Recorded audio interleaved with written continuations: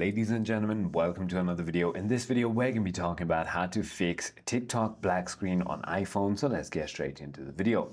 The first thing you want to try to do is simply go ahead and force close your TikTok app and then reopen it.